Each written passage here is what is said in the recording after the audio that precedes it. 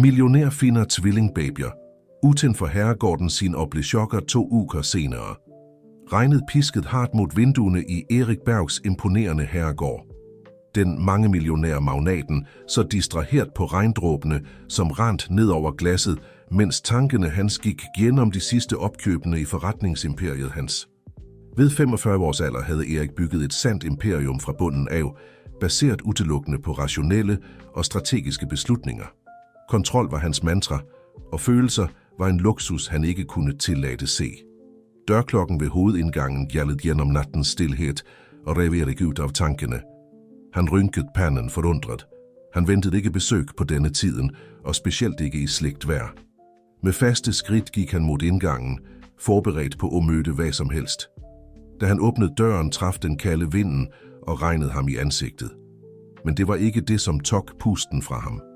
Der, på dørterskelen til herregården hans, lå en babykurve dækket af et gennemvådt tæppe. Erik stod lamslået et øjeblik, ud af stand til at processere det øjnene han så. Med skælvende hænder fjernede han tæppet og afslørte 2 små sovende ansigter. 2 babyer, identiske som 2 dråber vand, hvilte fredelig, uvidende om stormen, som raste rundt dem. Erik følte, at verden stoppede op et øjeblik. Hvem kunne have efterladt disse barn ved døren hans? Om hvorfor? Uden at tænke sig om 2 gange, tog han babykurven og bar den ind i huset og lukkede døren bag sig. Babyerne rørte sig uroligt, men vågnede ikke. Erik betragtede dem og kendte en blanding af forvirring og noget andet, han ikke kunne identificere. Medfølelse, ømhed, følelser han for længe siden havde begravet dybt inde i sig selv. Hvad skal jeg gøre med der? Mumlede han mere til sig selv end til de små sovende. I det øjeblikket vibrerede telefonen hans i lommen. Det var en melding fra Christine Olsen, hans personlige assistent. Herr Berg, jeg beklager at forstyrre på denne tiden. Jeg ville bekræfte mødet i morgen med de kinesiske investorerne. Trænger du, at jeg forbereder noget ekstra? Erik så på skærmen, og der retter på babyene. Hans ordnede og kontrollerede verden havde netop blivet rystet i grundvoldene. Med skælvende fingre svarte han, Christine, jeg trænger, at du kommer til herregården. Nå, det er en nødsituation. Mens han ventede på, at assistenten skulle ankomme, kunne ikke Erik undgå, at tankene vandrede til fortiden. Til en anden gut, alene og red, forladt på trappen til et barnehjem. Til løftet han gav sig selv om aldrig at stole på nogen, aldrig lade følelser skygge for dømmekraften hans. Og når troede disse 2 små forsvarsløse væsenene, med at rive ned alle barriererne, han havde bygget op gennem årene. Dørklokken ringte igen og rev Erik ud af mindene. Christine havde ankommet. Da han åbnede døren, var udtrykket af overraskelse i assistentens ansigt utvetydig. Herr Berg, hvad?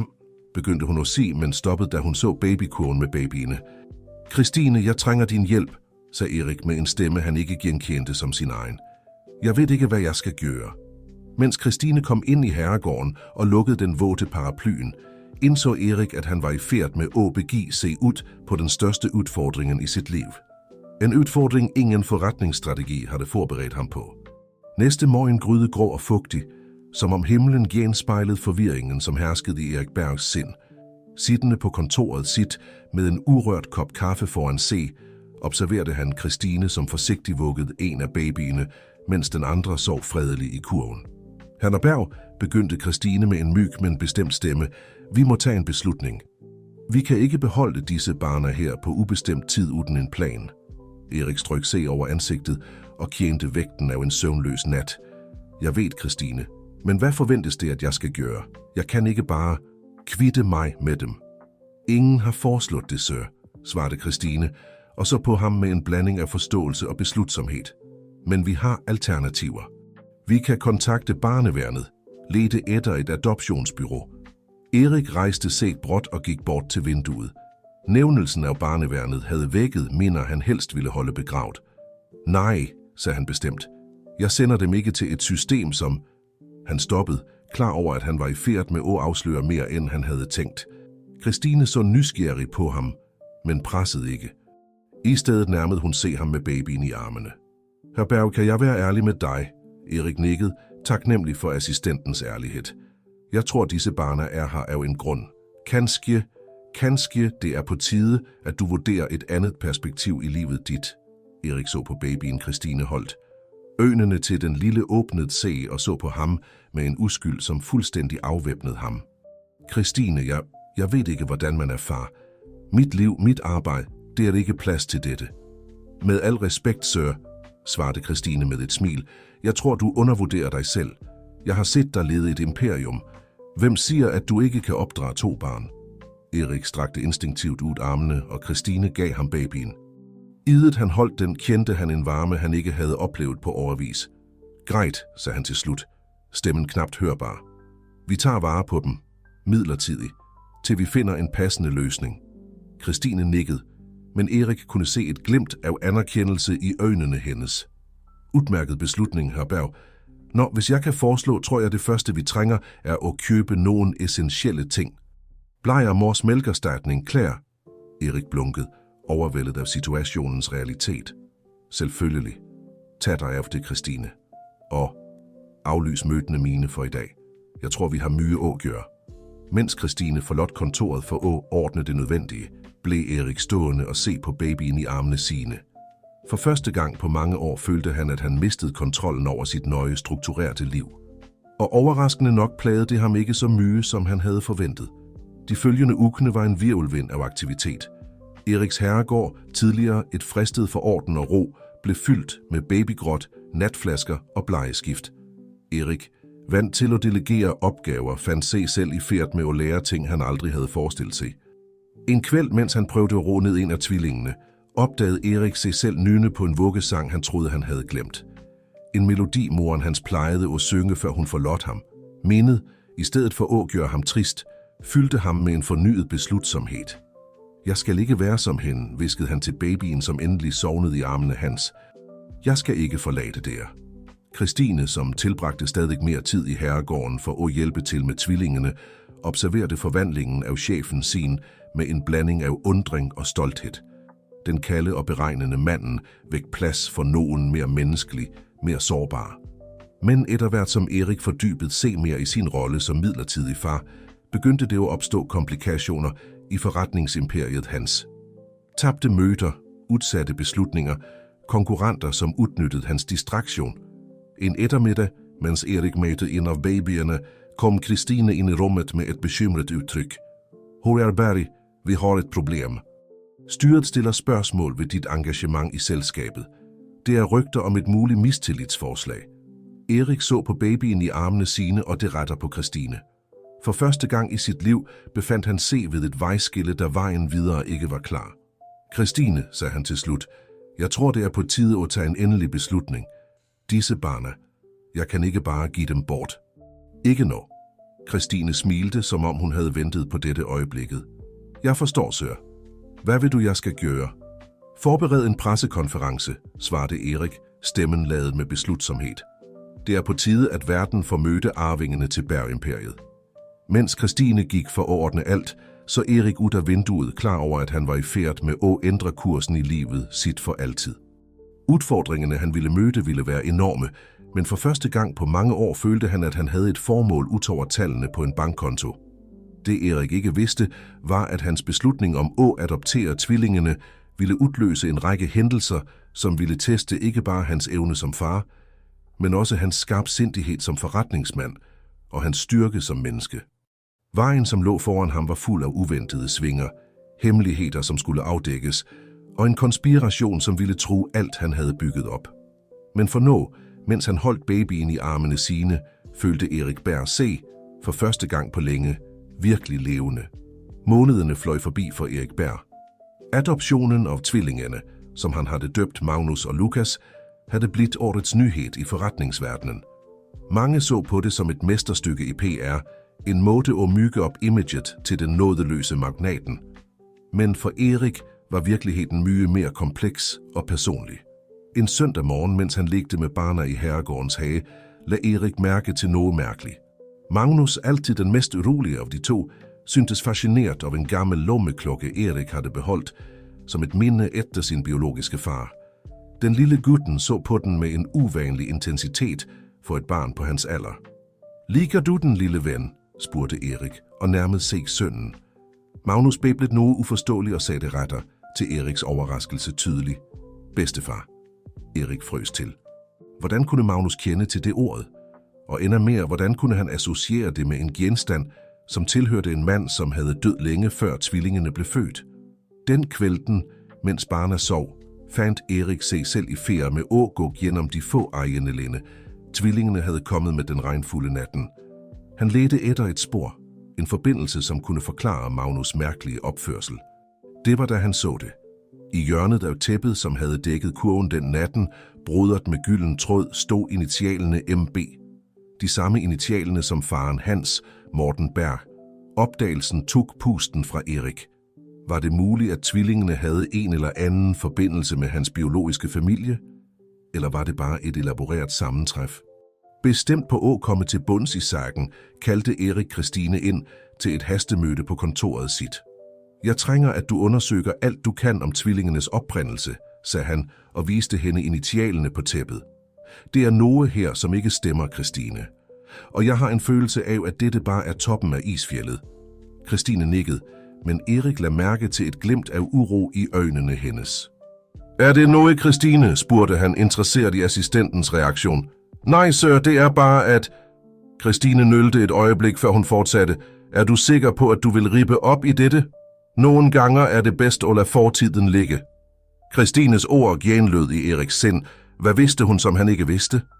Christine, hvis du ved noget, trænger jeg, at du fortæller mig det nu, krævede Erik.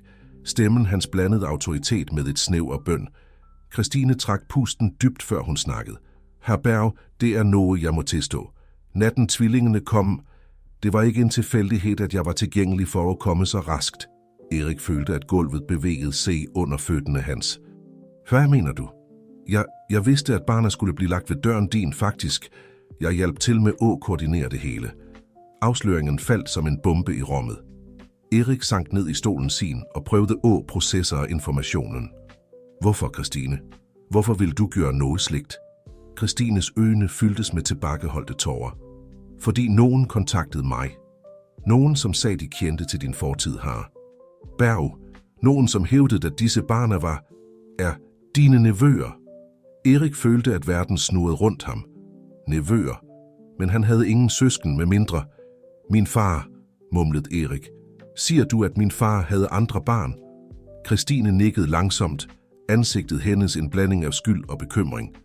Ifølge informationen jeg modtog, havde din far Morten Berg et forhold flere år efter, at han forlod din mor. Fra det forholdet blev det født tvillinger. En gut og en jente. Datteren er den biologiske moren til Magnus og Lukas. Erik rejste sig bråt, ude af stand til at holde tilbage stormen af følelser, som overvældede ham.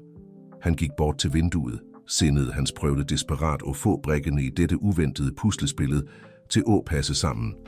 Hvorfor, spurgte han endelig, stemmen hans knapt hørbar. Så hvorfor orkestrere alt dette? Hvorfor ikke bare fortælle mig det? Christine nærmede sig forsigtigt, som om hun frygtede Eriks reaktion. Personen, som kontaktede mig, sagde, at det var den eneste måden at beskytte Barna på. At det var fare, og at bare du kunne holde dem trygge. Erik snudede sig bråt, øjnene hans brændt med en blanding af smerte og beslutsomhed. Hvem, Christine? Hvem kontaktede dig? Jeg ved ikke, sir. Al kommunikation var anonym, men... Christine nølte et øjeblik, før hun fortsatte. Jeg tror, det kan være relateret til nogen af dine forretningsrivaler. Eriks sind begyndte at jobbe på højgear. Forretningsrivaler. Hvad havde de med alt dette at gøre? Med mindre... Min fars imperium, mumlede Erik. Brikkerne faldt sagte på plads. Jeg troede altid, han havde bygget det fra bunden af, men hvad om det var mere? Hvad om det er en del af hans arv, jeg ikke kender til? Christine nikkede langsomt. Det ville forklare, hvorfor nogen af konkurrenterne dine virker så interesseret i at destabilisere dig i det sidste. Kanskje de frygter, at ved at opdrage tvillingerne, vil du afdække hemmeligheder, som kunne true deres positioner. Erik sank ned i stolen sin igen, overvældet af implikationerne af alt han netop havde opdaget. Livet hans, som han troede han havde kontrol over, faldt fra hver andre foran øjnene hans. Og i centrum af det hele stod Magnus og Lukas, to uskyldige fanget i et net af hemmeligheder og konspirationer. Christine, sagde han endelig. Stemmen genvandt noget af sin vanlige fasthed. Jeg trænger, at du undersøger alt. Hver detalje om min far, om dette angivelige forholdet om tvillingenes mor. Ikke lad nogen sten være urørt. Selvfølgelig, sir. Men hvad vil du gøre? Erik så mod døren, som ledede til gangen, hvor han kunne høre de mygge snorkende fra tvillingene i rummet ved siden af. Jeg skal beskytte familien min, svarede han bestemt. Og jeg skal afdække sandheden, uanset hvem jeg må konfrontere i processen. Mens Christine trak sig tilbage for at begynde undersøgelsen, blev Erik igen alene på kontoret sit og funderede over, hvordan livet hans havde taget en så dramatisk vending på så kort tid. For bare nogle måneder siden var han en ensom mand fokuseret udelukkende på forretninger. Når var han far til 2 børn og i færd med at give sig ud på en søgen, som kunne riste grundvoldene i alt han troede han vidste om sig selv og sin familie. Det Erik ikke vidste, var, at mens han begyndte at nøste op mysterierne i sin fortid, var andre kræfter i bevægelse i skyggene.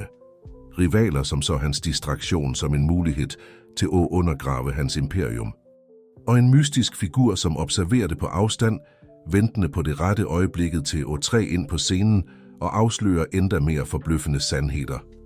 Et af hvert som natten skred frem, fandt Erik sig selv i færd med at gå gennem gamle fotografier og dokumenter, på jagt efter spor, som kunne have gået ubemærket hen i årevis. I et af billederne lagde han mærke til noget, som aldrig før havde fanget opmærksomheden hans. I baggrunden, næsten skjult i skyggene, var det en kvindelig figur, hvis ansigt havde en slående lighed med tvillingene. Hvem er du? Mumlede Erik, mens han sporede konturerne af den mystiske kvinde med fingeren. Er du moren til mine nevøer? Min søster? Med hvert ubesvarte spørgsmål følte Erik, at han bevægede sig dybere ind i en labyrint af familie- og forretningshemmeligheder. Men en ting var klart. Han ville ikke stoppe, før han afdækkede sandheden, uanset hvor smertefuldt det måtte være. De påfølgende ukene var en virvelvind af aktivitet for Erik Berg. På den ene side fortsatte han med sine forpligtelser som administrerende direktør for sit forretningsimperium og opretholdt en facade af normalitet over for omverdenen. På den andre side viede han hvert ledige øjeblik til at undersøge sin familiebaggrund og tvillingenes oprindelse med Christines utrættelige hjælp. En eftermiddag, mens Erik gik gennem nogle dokumenter på kontoret sit, modtog han en telefonsamtale, som fik blodet hans til at fryse. H.R. Berg, sagde en forvrængt stemme i den andre enden. Jeg håber, du nytter din rolle som far. Det ville være synd, om noget skulle ske med disse nydelige barner, ikke sandt? Erik spræt op, hjertet hamrede i brystet. Hvem er du? Hvad vil du? Hvem jeg er ikke vigtig, svarede stemmen. Det, som betyder noget, er, hvad du vil gøre. Stop efterforskningen din, Hr. Berg. Nogle sandheder er det bedst at lade ligge begravet. Før Erik kunne svare, blev samtalen afbrudt. Med skælvende hænder ringte han Christine. Christine, jeg trænger, at du kommer til kontoret nu. Og vær så snil, sørg for, at barna er trygge i herregården. Da Christine ankom, fortalte Erik hende om den truende telefonsamtalen. Udtrykket til assistenten gik fra chok til beslutsomhed. Sir, jeg tror, det er på tide at vurdere yderligere sikkerhedstiltag, foreslog Christine. Ikke bare for barna, men også for dig. Erik nikkede, sindet hans jobbet på højgear. Du har ret. Men dette bekræfter også, at vi er inde på noget stort, Christine. Nogen er skræmt nok til at ty til trusler. Mens de diskuterede tiltagene, som skulle iværksættes, ringte Eriks telefon igen. Denne gang var det et nummer, han genkendte. Anders Wigen, hans største rival i forretningsverdenen. Erik gamle ven. Anders' stemme lød jovial, men Erik kunne opdage en falsk tone. Jeg har hørt, at du har stillet interessante spørgsmål i det sidste. Hvorfor mødtes vi ikke for at opdatere hverandre? Erik udvekslede et blik med Christine, før han svarede. Selvfølgelig, Anders. Hvad siger du til i morgen på klubben? Etter at have lagt på, udtrykte Christine sin bekymring. Her er. Berg, er du sikker på, at det er klogt at møde Wigen på dette tidspunktet? Erik smilte, men det var et smil uden glæde. Nogle gange, Christine, er den bedste måden at afdække sandheden på at konfrontere direkte de, som prøver at skjule den. Næste dag, i den eksklusive klubben, der forretningseliten plejede at mødes, stod Erik ansigt til ansigt med Anders Wigen. Atmosfæren var ladet med spænding, som knapt blev skjult af høflige smil og formelle hilsener. Erik, jeg er glad, du kunne komme, sagde Anders og indikerede, at han skulle sætte sig. Jeg må sige, at din nylige ændring i prioriteringer har været et hett samtaletema i vores kretser. Erik holdt ansigtsudtrykket neutralt. Farskab har den effekten, Anders. Det får dig til at revurdere mange ting. Anders smilte, men ønene hans for blev kalde. Inkluderet tilsyneladende gamle familiehemmeligheder. Erik, som ven, foreslår jeg, at du revurderer vejen, du har begyndt på. Nogen døre, når de først er åbnet, kan ikke lukkes. Er det en trussel, Anders? Spurgte Erik, stemmen lav, men fast. På ingen måde, min kære ven, svarede Anders og løftede glasset sit i en falsk skål. Bare et råd fra nogen, som sætter pris på den nåværende balancen i tingene. Mens samtalen fortsatte, fuld af hentydninger og tilslørte trusler, indså Erik, at han spillede et mye farligere spil, end han havde forestillet sig. Ikke bare stod forretningsimperiet hans på spil, men også sikkerheden til Magnus og Lukas og muligens hele Berg-familiens arv. Idet han forlod klubben, blev Erik mødt af en uventet overraskelse. Ventende ved siden af bilen han stod en ung kvinde, hvis ansigt virkede mærkeligt kendt. Herre Berg, sagde kvinden, stemmen skælvende, men bestemt. Mit navn er Ingrid Frederiksen. Og jeg tror, vi har mye at snakke om. Erik følte, at verden stoppede op et øjeblik. Ingrid Frederiksen. Navnet han havde let etter i ukevis. Den biologiske moren til tvillingene, hans niece. Ingrid, klarede han endelig at sige. Jeg tror, du har ret. Vi har mye at snakke om. Mens de gik bort sammen, kunne ikke Erik undgå at føle, at han var i færd med at afdække sandheder, som ville forandre livet hans for altid. Det han ikke vidste, var, at disse sandhederne ville komme med en endnu højere pris, end han kunne forestille sig. Bilturen fra klubben til Berg Herregården var anspændt og stille. Erik og Ingrid, to fremmede bundet af blodsbånd og hemmeligheder, udvekslede knapt ord. Hver af dem var fordybet i sine egne tanker, forberedt på samtalen, som skulle komme. Vel inde på Eriks private kontor, langt fra nysgerrige ører, brød Ingrid endelig stilheden. Jeg antager, du har mange spørgsmål, sagde hun, stemmen knapt hørbar. Erik nikkede i et forsøg på at beholde fatningen. Hvorfor nå, Ingrid? Hvorfor etterlade barna ved døren min på den måde? Ingrid lukkede øjnene et øjeblik, som om hun samlede kræfter. Jeg havde ikke noget valg, onkel Erik. Jeg er i fare, og barna, de er nøglen til alt. Erik lente sig fremover, nysgerrigheden blandet med bekymring. Hvad mener du? Hvilken far? Ingrid tog frem en liten USB-pinde fra væsken sin. Dette indeholder information om ulovlige aktiviteter udført af nogen af dine forretningsrivaler, inkluderet Anders Viken. Information som min far, din bror, opdaget før. Stemmen hendes brast, ute af stand til at fortsætte. Før hvad, Ingrid? Pressede Erik forsigtigt. Før de dræbte ham, svarede Ingrid, tårer rand ned over kinderne hendes. Papa opdagede noget stort, onkel Erik. Noget, som kunne vælte hele imperier. Og da han troede med at afsløre det, blev han tiet. Erik følte, at gulvet åbnede sig under fødderne hans. Hans bror, som han ikke engang vidste eksisterede indtil nylig, havde blivet myrdet. Og nå var hans niece og hendes barn i fare af samme grund. Hvorfor kom du ikke direkte til mig? Spurgte Erik, kæmpende for at fordøje all informationen. Ingrid gav fra sig et trist smil. Fordi jeg ikke vidste, om jeg kunne stole på dig. Jeg vidste ikke, om du var involveret i alt dette. Og etterlade barna hos dig var en test. Jeg ville se, hvordan du ville reagere, om du ville beskytte dem. Erik rejste sig og gik bort til vinduet. Utenfor kunne han se Magnus og Lukas ligge i hagen under det overvågne blikket til deres nye barnepige. Du gjorde det, fortsatte Ingrid. Du beskyttede dem, elskede dem. Og det gav mig håb om, at kanskje sammen kunne vi afsløre de ansvarlige og sætte en stopper for alt dette. Erik snudede sig for at se på Ingrid. Ansigtet hans en maske af beslutsomhed. Det skal vi, så han fast. Men først trænger jeg at vide alt fra begyndelsen. I løbet af de næste timerne fortalte Ingrid Erik hele historien. Hvordan Morten Berg, Eriks far, havde haft en anden familie i hemmelighed. Hvordan Eriks bror Michael havde fulgt i farens fodspor i forretningsverdenen, men havde opdaget et netværk af korruption, som involverede nogen af landets mægtigste selskaber. Og hvordan han i sit forsøg på at gøre det rette havde betalt med livet. Tvillingene, forklarede Ingrid, er det levende beviset på alt dette. Deres DNA kunne bekræfte deres slægtskab med dig, og som en forlængelse validere al informationen min far samlet. Erik bearbejdede al informationen i stilhed.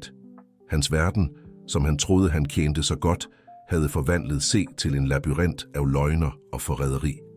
Ingrid, sagde han til slut, Jeg lover dig, at jeg vil gøre alt i min magt for at beskytte dig og Barna. Og sammen skal vi afsløre sandheden, uanset konsekvenserne.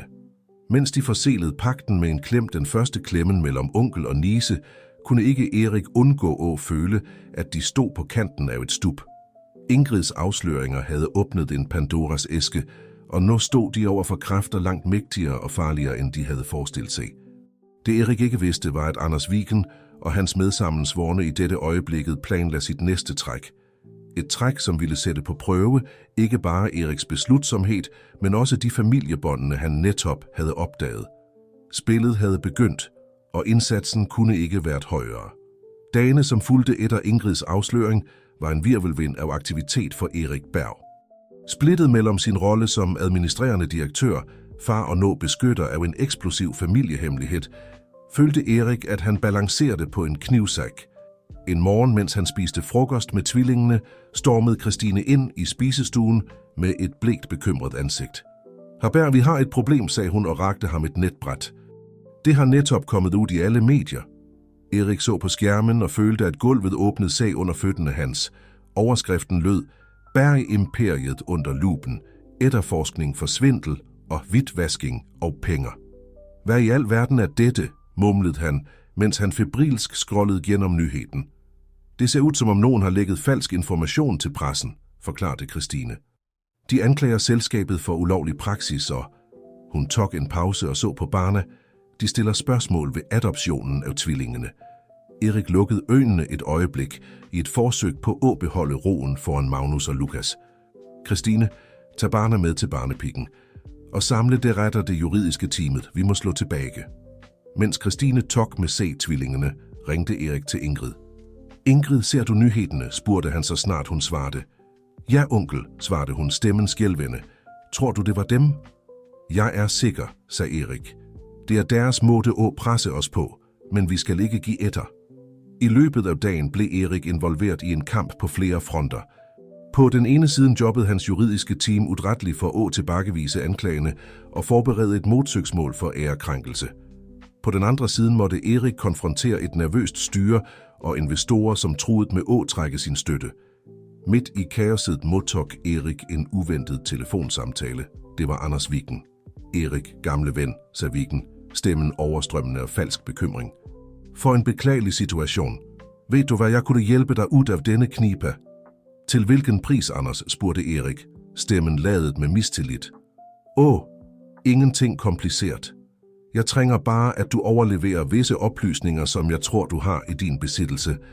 Og selvfølgelig, at du slutter at snuse i sager, som ikke angår dig." Erik klemte telefonen hardt. "Dra til helvede, Anders. Skitsk, for en skam. Jeg håbede, du ville være mere fornuftig. Vel, jeg antager, vi må gøre dette på den harde måden." Samtalen blev afbrudt, og Erik blev siddende igen med en følelse af uro.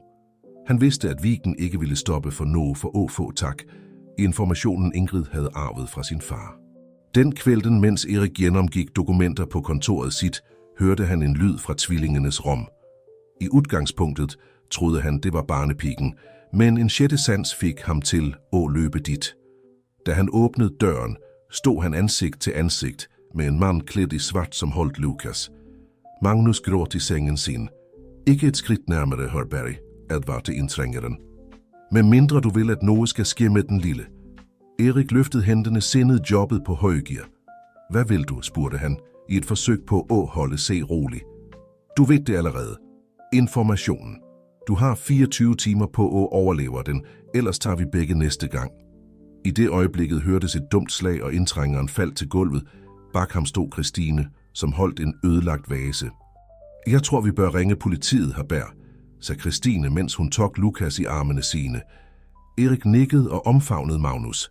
"Og Ingrid, det er på tide, at vi alle er sammen. Dette er ikke længere bare en forretningskrig. Det er en krig for familien vor." Mens politisirenene nærmede sig, så Erik på Barna, Signe og Christine. Han vidste, at de næste 24 timer ville være kritiske.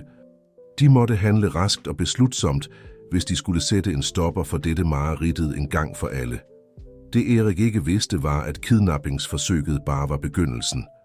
Anders Viken og hans allierede forberedte et mesterstykke, som ville true ikke bare Berg-imperiet, Men selve livet til Erik og hans nyopdagede familie, Berg Herregården, havde blivet forvandlet til en fæstning. Sikkerhedsvagter patruljerte området, vinduerne var forstærket, og det var installeret avancerede overvågningssystemer. På Eriks kontor, nu omgjort til et improviseret operationscenter, herskede det en spændt ro. Erik, Ingrid, Christine og en lille gruppe betroede rådgivere var samlet rundt et stort bord, studerede dokumenter og lagde strategier. Vi må komme Vigen i forkøbet, sagde Erik, stemmen ladet med beslutsomhed. Vi kan ikke fortsætte at være på defensiven. Ingrid nikkede og rakte ham en mappe. Jeg tror, jeg har fundet noget, onkel. Blandt pappas dokumenter er det bevis på en række mistænkelige transaktioner knyttet til Vigens skalselskaber. Erik studerede dokumenterne. Øjnene glitrede af en blanding af forbavselse og raseri. Dette er stort, Ingrid. Med dette kan vi ikke bare renvaske vort navn, men også afsløre hele korruptionsnetværket. Christine, som havde jobbet på laptoppen sin, brød ind. Hr. Berg, jeg har netop modtaget information fra vor kontakt i statsadvokatens kontor. De er villige til at høre på os, men de trænger ubestridelige bevis. Erik rejste sig og gik bort til vinduet. Han kunne se Magnus og Lukas ligge i hagen, beskyttet af 2 livvagter. Synet af barna gav ham styrken, han trængte. Greit, der giver vi dem bevis, sagde han og vendte sig mod gruppen. Men vi skal gøre det stort. Christine, kontakt alle vigtige medier. Ingrid, forbered en mappe med al informationen, vi har. Og du, han pegte på en af sine juridiske rådgivere, forbered et formelt søgsmål mod Vigen og hans medsammensvorne. Er du sikker på dette, hr. Berg? Spurgte Christine. Det er et risikabelt træk. Erik smilte, men det var et smil uden humor. Nogle gange, Christine, er det bedste forsvar et godt angreb. Vigen vil have krig, vi skal give ham krig. I de påfølgende timerne blev Berg Herregården en bikube af aktivitet. Mens teamet jobbede udrætteligt, modtog Erik en uventet telefon. Det var hans gamle mentor, Einar Solheim, en respekteret forretningsmand, som havde trukket sig tilbage for flere år siden. Erik, gutten min, Einars stemme lød bekymret. Jeg har fulgt med i nyhederne. Hvilket råd har du rodet dig op i? Erik sukkede og kendte for første gang på dag vægten af situationen. Det er kompliceret, Einar, men jeg lover dig, at jeg gør det rette. Jeg tror dig, gut, og jeg vil, at du skal vide, at du har min støtte. Faktisk har jeg information, som kan være nyttig for dig. Samtalen med Einar gav Erik den sidste brikken i puslespillet. Med et triumferende smil samlede han teamet sit. Mine damer og herrer, vi har alt, vi trænger. Det er på tide at slå tilbage. Næste dag kaldte Erik Berg ind til en pressekonference i selskabets hovedkvarter. Medierne flokkede se, ivrige etter at høre fra magnaten, som havde været i centrum af stormen de sidste uger. Med Ingrid og Christine ved sin side stod Erik foran mikrofonerne. Stemmen hans var fast og klar, da han begyndte at snakke. Mine damer og herrer, jeg har samlet der her i dag for at afsløre sandheden bag anklagene, som har blivet rettet mod mig og mit selskab. Men endnu vigtigere, for at afsløre et korruptionsnetværk, som har opereret i skyggen i årevis. Mens Erik snakkede, begyndte dokumenter, grafer og fotografier at dukke op på gigantiske skærmer bag ham, som underbyggede hver af hans påstander. Afsløringerne var eksplosive. Bestikkelser, hvidvasking af penge, trusler og til og med bevis på konspirationen for at dræbe Eriks bror. Anders Vigen og hans medsammensvorne, fortsatte Erik, har forsøgt at bringe os til tavshed. De har truet min familie og prøvet at ødelægge alt, vi har bygget op. Men i dag, her og nu, siger jeg, nok er nok. I det øjeblikket blev dørene til auditoriet slået op. Anders Vigen, flankeret af livvagter, stormede ind i raseri. Dette er ærekrænkelse, Berg, råbte han. Jeg skal sagsøge dig for injurier. Erik smilte et smil, som fik Vigen til at stoppe bråt. Jeg er red, du kommer for sent, Anders. I dette øjeblik udsteder statsadvokaten arrestordre mod dig og dine medsammensvorne, og jeg har hørt, at politiet allerede er på vej. Kaos brød ud i salen. Kamerablitzer, råb fra journalister og lyden af sirener, som nærmede sig. Midt i alt dette stod Erik stødig, blikket festet på Vigen. Det er over, Anders. Sandheden kommer altid frem i lyset. Mens politiet kom ind og satte håndjern på Vigen, kendte Erik en hånd på skulderen sin. Det var Ingrid med tårer i øjnene. Vi klarede det, onkel. Pappa ville være stolt. Erik omfavnede sin niece og følte for første gang på uger, at de kunne puste lettet ud. Men han vidste, at dette bare var begyndelsen. De havde mye at genopbygge og lege. Det Erik ikke vidste var, at mens de fejrede denne sejren, var en ny trussel i færd med at tage form. En trussel, som ville sætte på prøve ikke bare hans forretningsimperium, men selve grundlaget for hans nyopdagede familie. Månederne, som fulgte efter Anders Wigens fald, var en virvelvind af aktivitet for Erik Berg og hans familie. Afsløringen af korruptionsnetværket havde rystet forretningsverdenen til grundvoldene, og Erik fandt sig selv i centrum af en medie- og juridisk storm. En eftermiddag, mens han gennemgik dokumenter på kontoret sit, fik Erik et uventet besøg. Det var Ingrid med tvillingene. Onkel Erik, sagde Ingrid, stemmen ladet med følelser. Barna vil vise dig noget. Magnus og Lukas, når næsten 3 år gamle, nærmede se Erik genert. I hænderne holdt de en tegning. Hvad er dette, gutter? Spurgte Erik og tog imod papiret. Det er familien hvor, svarede Magnus stolt. Erik så på tegningen og kendte en klump i halsen. Der tegnet med barnslige strikker var han, Ingrid, Christine og tvillingene, alle hånd i hånd. Det er vakkert, klarede han også, mens han omfavnede barna. Ingrid smilte, men Erik lagde mærke til et snev af bekymring i øjnene hendes. Hvad er det, Ingrid? Spurgte han, da barna havde gått for å leke. Ingrid sukkede og satte sig foran ham. Onkel, jeg har tænkt, kanskje det er på tide, at barna og jeg flytter ud. Du har gjort så mye for os, men jeg vil ikke fortsætte at være en byrde. Erik rejste sig bråt, overrasket over forslaget. Ingrid, det er ikke en byrde. Det er min familie. Den eneste familien, jeg har. Jeg ved det, onkel, men i det øjeblikket stormede Christine ind på kontoret. Her. Bær Ingrid, der må se dette, sagde hun og skruede på tv'en. På skærmen dukkede det op en middelaldrende kvinde, hvis ansigt virkede vagtkendt. Mit navn er Elin Wigen, sagde kvinden. Jeg er søsteren til Anders Wigen, og jeg er her for at afsløre sandheden om Erik Berg og hans såkaldte familie. Erik og Ingrid udvekslede blik af overraskelse og bekymring. Hvilken ny trussel var dette? Elin Wigen fortsatte sin tale og kom med beskyldninger, som blandede halvsandheder med åbenbare løgner. Hun antydede, at Erik havde orkestreret alt, fra tvillingenes overgivelse til Anders' fald, i en elaboreret plan for at tage kontrol over Wigen-familiens forretninger.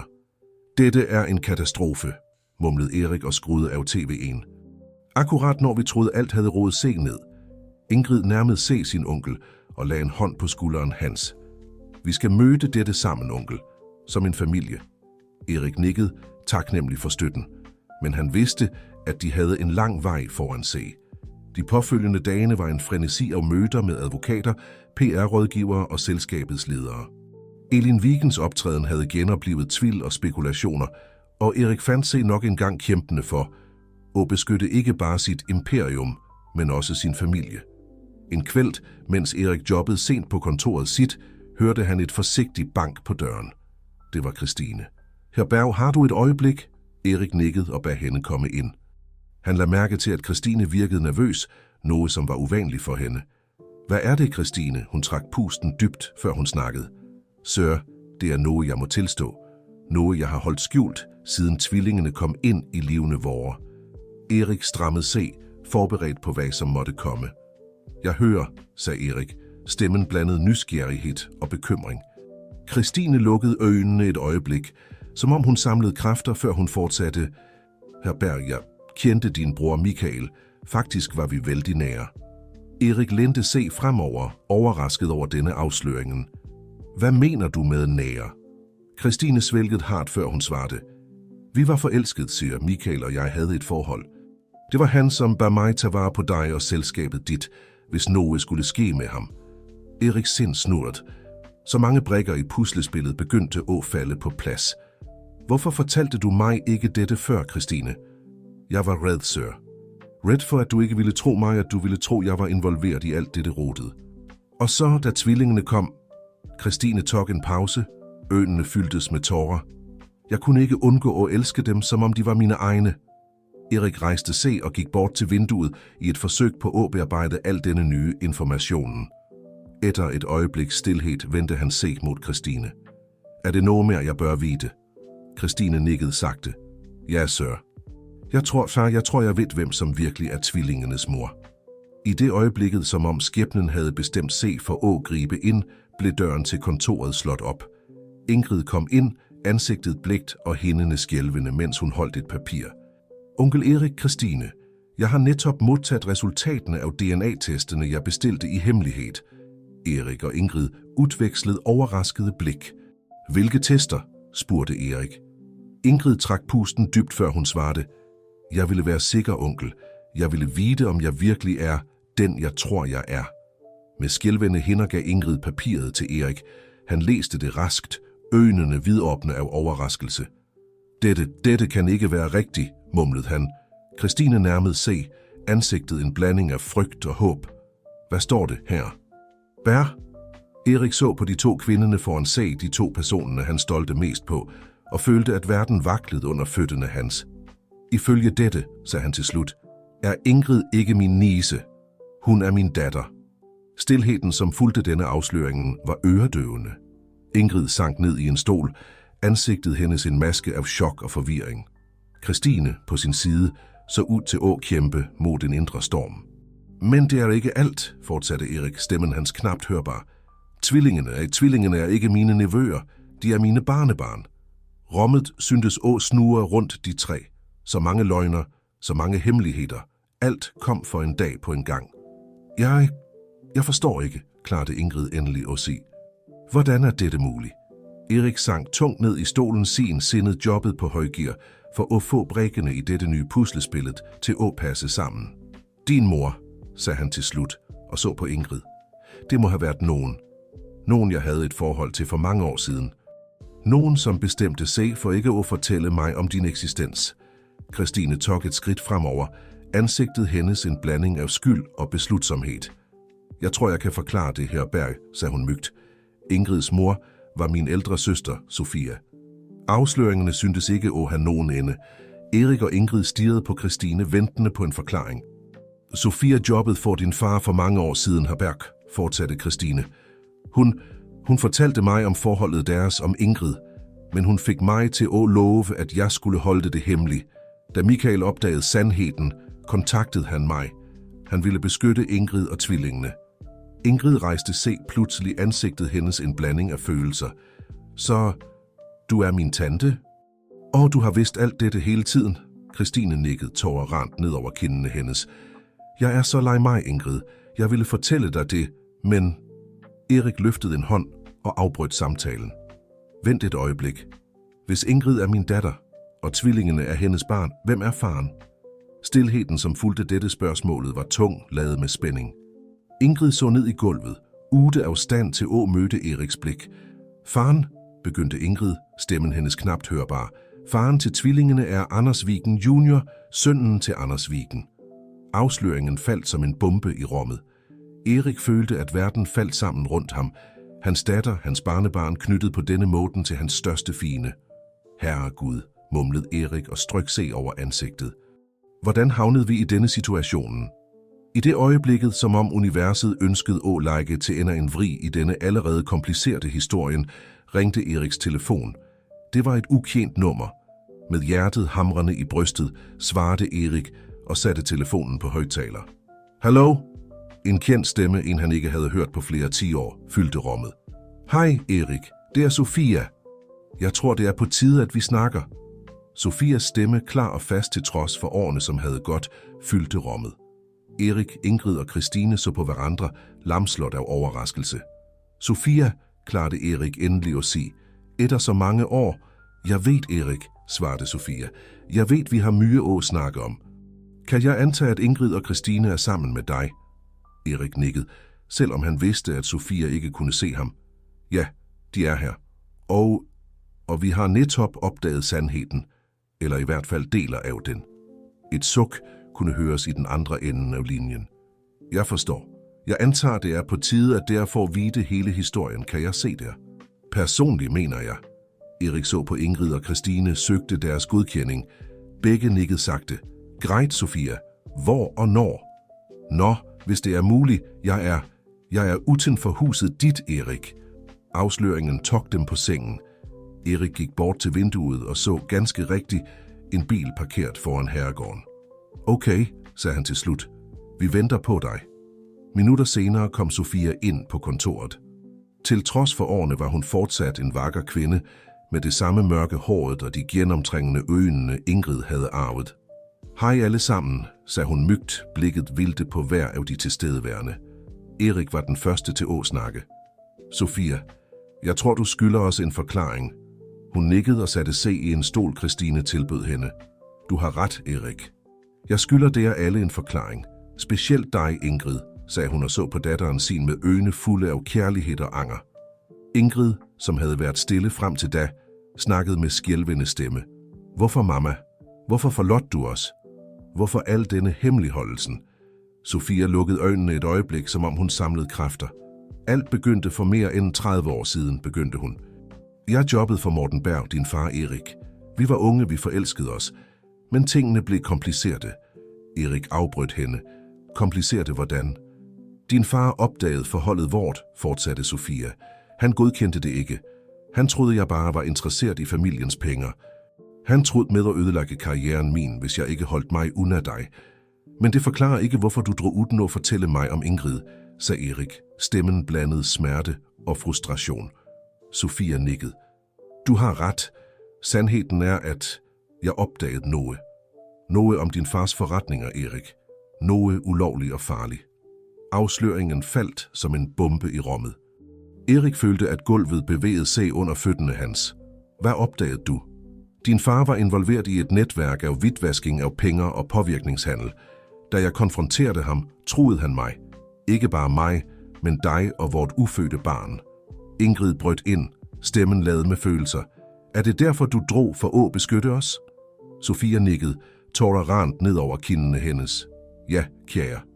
Jeg drog for at holde os trygge, men jeg gjorde den fejlen at stole på fejlperson, Anders Viken. Erik rejste sebråt.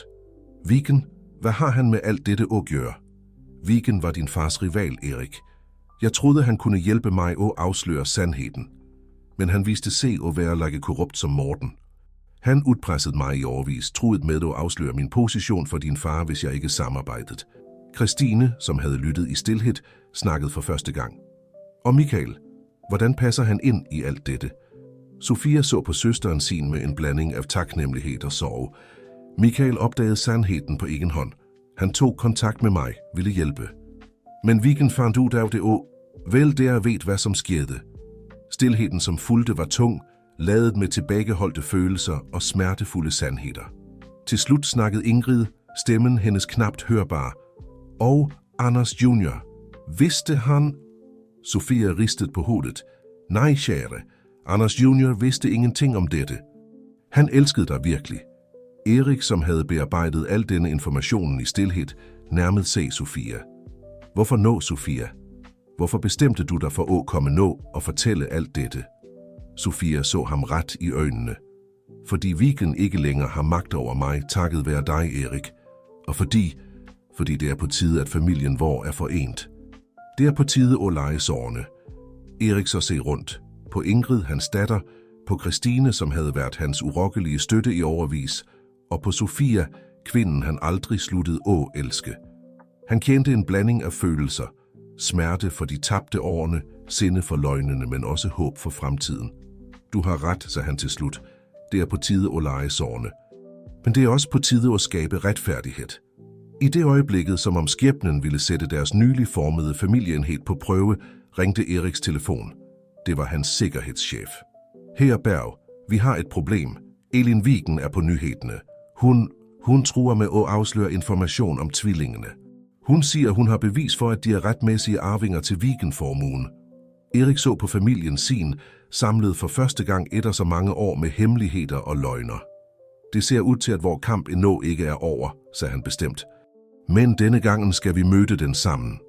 Mens gruppen forberedte sig på denne nye udfordringen, kunne ikke Erik undgå at tænke på de uventede vendingene livet hans havde taget. Fra at være en ensom magnat til at blive patriarken i en kompliceret, men forent familie. Han vidste, at vejen foran dem ikke ville blive let, men for første gang på længe følte han sig virkelig levende. Det Erik ikke vidste var, at den største udfordringen endnu ikke var kommet. En udfordring, som ville sætte på prøve ikke bare hans forretningsimperium, men selve fundamentet for hans nyopdagede familie. Dagene, som fulgte efter Sofias afsløringer, var en hvirvelvind af følelser og aktivitet for Berg-familien. Mens de håndterede sine egne følelser og prøvede at genopbygge bånd, som længe havde været brudt, måtte de også konfrontere den eksterne trussel, som Elin Viken repræsenterede. En morgen, mens de spiste frokost sammen, en ny rutine alle lærte at sætte pris på, modtog Erik et hasteanråb fra sit juridiske team. Højer Berg, sagde stemmen i den andre ende. Elin Viken har leveret ind et formelt søgsmål. Hun kræver forældreretten til tvillingerne og en betydelig andel af Berg-selskabets aktier på vegne af Anders Junior. Erik følte, at verden stoppede op et øjeblik. Han så sig rundt på Ingrid, som lekte med tvillingene, på Sofia og Christine, som snakkede lavmældt. Hans familie, hans alt. Jeg forstår, svarede han til slut. Forbered alt. Vi skal ikke lade dem tage fra os det, som er vort. Efter at have lagt på, samlede Erik alle på kontoret sit. Han forklarede situationen og så, hvordan ansigtene deres gik fra overraskelse til frygt og til slut beslutsomhed. Jeg vil ikke tillade, at de skiller os, sagde Ingrid og omfavnede Magnus og Lukas beskyttende. Disse barner er Berg, ikke Viken. Sofia tog et skridt frem, ansigtet hendes en maske af beslutsomhed. Erik, jeg tror, det er på tide at bruge informationen, jeg har holdt hemmelig alle disse årene. Jeg har bevis på Vikens ulovlige aktiviteter, inkluderet Elin. Men det kan være farligt, brød Christine ind. Hvis vi bringer det frem i lyset, hvem ved, hvordan de kan reagere? Erik nikkede og vurderede alle alternativerne. Du har ret, Christine, men kanskje det er på tide at få en slut på dette en gang for alle, sagde Erik, stemmen ladet med beslutsomhed. Ikke flere hemmeligheder, ikke flere trusler i skyggene.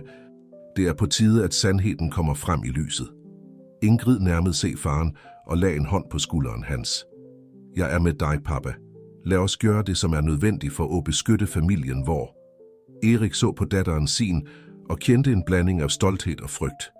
Han vidste, at det, de var i færd med at gøre, kunne ændre alt, men han vidste også, at det ikke var nogen vej tilbage. Bra, sagde han til slut. Sofia, forbered al informationen, du har. Christine, kontakt vort juridiske team og PR-afdelingen. Ingrid, jeg vil, at du tager ansvar for barnets sikkerhed. Vi ved ikke, hvordan Viken-familien vil reagere, når alt dette kommer frem i lyset. Mens alle satte sig i bevægelse, gik Erik bort til vinduet på kontoret sit. Udenfor mørknede himlen og varslede om storm. Det var et perfekt billede på det, som var i færd med at komme. De påfølgende dagene var en frenesi af aktivitet. Bergs juridiske team jobbede dag og nat, forberedte sit forsvar mod Elin Vikens søgsmål, samtidig som de organiserede et modangreb baseret på informationen, Sofia havde givet dem. En kveld, mens de gennemgik de sidste detaljerne i strategien, stormede Christine ind på kontoret. Erik, du må se dette, sagde hun og skruede på tv'en. På skærmen dukkede Elin Viken op, ansigtet hendes en maske af falsk bekymring. Og det er derfor, jeg ser mig nødt til at tage disse skridtene, sagde hun. Tvillingene er en del af Viken-familien, og de fortjener at kende sin sande arv. Erik Berg har holdt dem borte fra sin virkelige familie alt for længe. Erik skruede af tv'en, ansigtet hans en blanding af sinde og beslutsomhed. Det er nok, sagde han. Det er på tide at slå tilbage. Næste dag kaldte Erik Berg ind til en pressekonference. Med familien ved sin side stod han foran en mængde journalister og kameraer. God eftermiddag alle sammen, begyndte han. Jeg står her i dag for at snakke om sandheden. En sandhed, som har været skjult alt for længe. I løbet af den næste time afslørte Erik med hjælp fra Sofia og sit juridiske team hele historien. Han snakkede om de ulovlige aktiviteterne til Morten Berg og hvordan Viken-familien havde fortsat disse praksisene. Han afslørte, hvordan Sofia havde blivet truet og tvunget til at gemme sig, og hvordan Michael havde blivet dræbt for at prøve at afsløre sandheden. Tvillingene Magnus og Lukas er mine barnebarn, sagde Erik, stemmen ladet med følelser. De er produktet af kærligheden mellem min datter Ingrid og Anders Viken Junior, som var uvidende om familiens ulovlige aktiviteter. Disse barn er ikke en præmie, som kan kræves. De er mennesker, som fortjener at vokse op i et miljø af kærlighed og ærlighed. Mens Erik snakkede, begyndte dokumenter, fotografier og optag at dukke op på gigantiske skærmer bag ham, som underbyggede hver af hans påstander. Det var en fuldstændig og ødelæggende afsløring af korruptionen, som havde plaget begge familierne i 10 år. I dag kæmper jeg ikke bare for min familie, fortsatte Erik. Jeg kæmper for sandheden, for retfærdighed og for en fremtid, der vores barn kan vokse op uden vægten af forældrenes hemmeligheder og løgner. Pressekonferencen forårsagede et medieskælv. I løbet af timer eksploderede sociale medier, nyhedssendinger afbrød sin vanlige programmering, og aktierne i weekendselskaberne stupte. Den kvelden, mens Berg-familien samlede sig i herregården og ventede på etterdønningerne af deres dristige træk, modtog de en uventet telefonsamtale. Det var Anders Vigen Jr. Erik, sagde han, stemmen ladet med følelser. Jeg har netop set konferencen. Jeg havde ingen anelse om noget af dette. Jeg ved, Anders, svarede Erik mygt. Og jeg beklager. Jeg ved, dette må være vanskeligt for dig. Det var et øjebliks stilhed, før Anders snakkede igen. Jeg vil se barn af mine, Erik, og Ingrid, hvis hun tillader det. Erik så på Ingrid, som havde lyttet til samtalen. Hun nikkede sagte. Jeg tror, det kan ordnes, Anders, sagde Erik. Det er på tide, at alle sandhederne kommer frem i lyset. Mens han lagde på telefonen, kendte Erik en blanding af lettelse og bekymring. Han vidste, at det vanskeligste endnu genstod.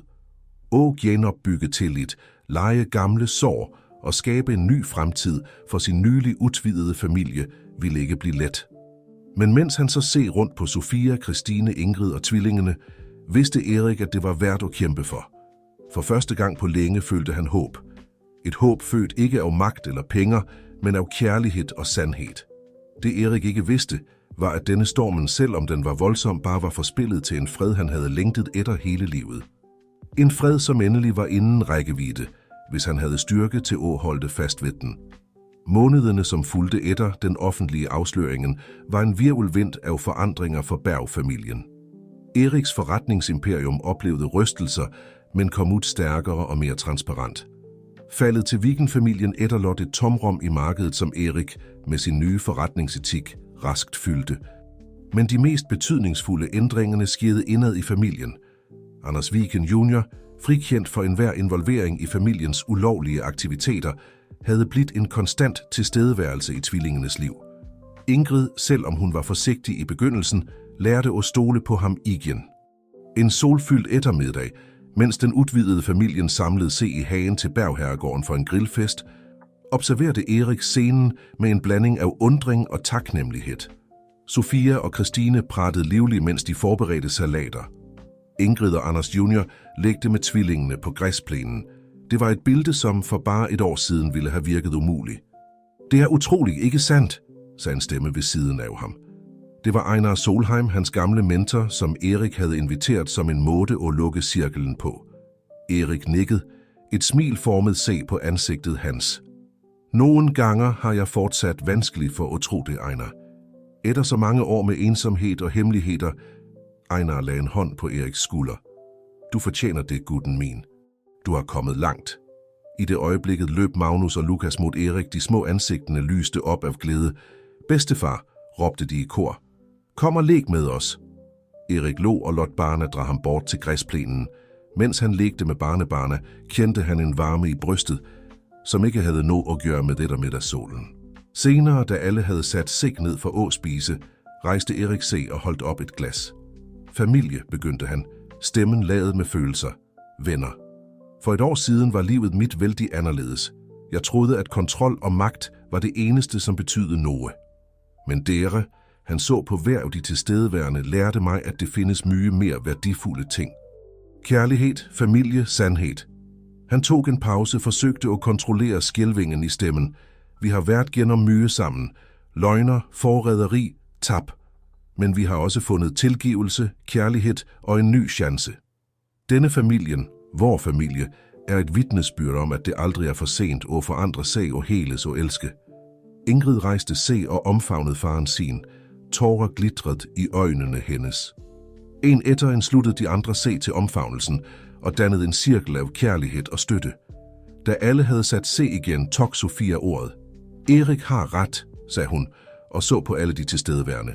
Vi har kommet langt, men jeg tror, det bedste ligger foran os. Fordi når endelig er vi sammen, uden hemmeligheder, uden frygt. Anders Jr. nikkede og tog Ingrids hånd. For en ny start, sagde han og løftede glasset sit. For en ny begyndelse for os alle. Mens alle skålte, følte Erik, at en vægt, han havde båret i 10 år, endelig lettede fra skuldrene hans. Han så se rundt på denne familien, han havde fundet mod alle odds, og vidste, at uanset hvad som skete, ville de møde fremtiden sammen. Den kvelden efter, at alle havde godt og herregården var stille, fandt Erik sig selv på kontoret sit, stirrende ud af vinduet. Himmelen var klar, stjernerne skinte med en klarhed, som syntes at genspejle hans eget hjerte. Christine kom stille ind og sluttede sig til ham i kontemplation af nattehimlen. Hvad tænker du på? Spurgte hun mygt. Erik smilte, et smil som nåede øjnene hans. På hvor heldig jeg er, Christine. På hvordan livet kan overraske dig, når du mindst venter det. Christine nikkede forståelsesfuldt. Du har bygget noget vakkert her, Erik. Noget, som går ud over ethvert forretningsimperium.